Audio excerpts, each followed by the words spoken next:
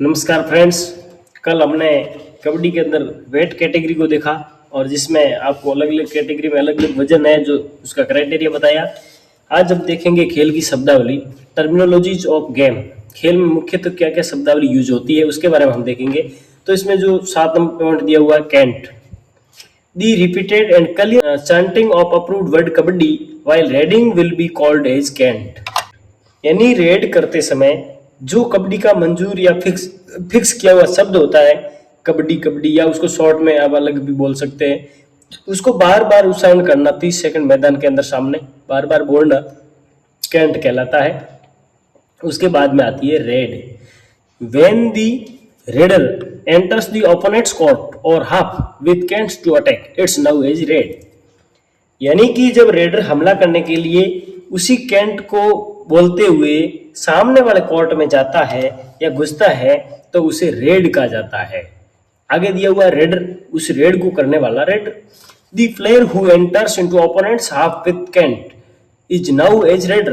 The raider must begin his cant before the touches the opponent's half. यानी कि जो खिलाड़ी कैंट बोलते हुए विरोधी हाफ में या विरोधी मैदान में जाता है उसे रेडर कहते हैं। रेडर को विरोधी के हाफ को छूने से पहले अपना कैंट शुरू करना चाहिए। यानी उस रेडर को ये जो रेडर है आप देख रहे हैं, ये रेडर रेड देने जाएगा तो उसको अपने मैदान से कैंट स्टार्ट करनी पड़ेगी और वापस अपने मैदान तक आने के बाद ही कैंट को बंद करना है। ये मुख्यतः बात है जो ध्यान रखने लायक है। अब उसके बाद में आता है डिफेंडर। अब रेडर जिस कोर्ट में जा रहा है वो सामने जो खड़े हैं वो डिफेंडर कहलाएंगे, जो बचाव दल है।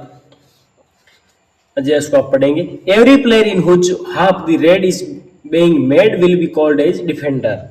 यानी हर खिलाड़ी जिसके हाफ में वो रेड हो रही है, जिसके मैदान में वो सामने से रेड हो रही है, वो सभी खिलाड़ी, सभी प्लेयर्स डिफेंडर्स कहलाते हैं।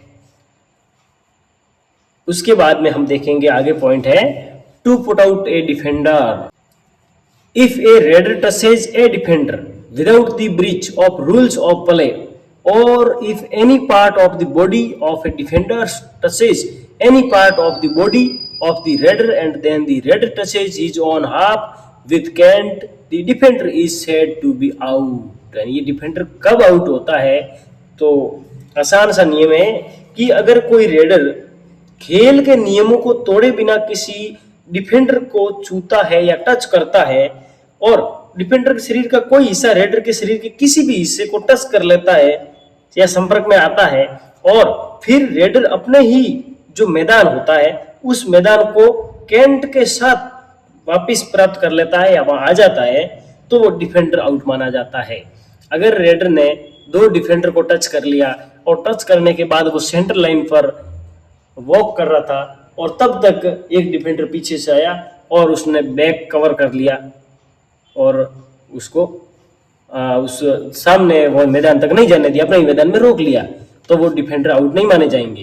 यानी कि आउट करने के बाद वो कैंट को बोलता हुआ अपने मैदान में सुरक्षित पहुंच जाता है, तब वो आउट गिने जाते हैं। उसके बाद में अब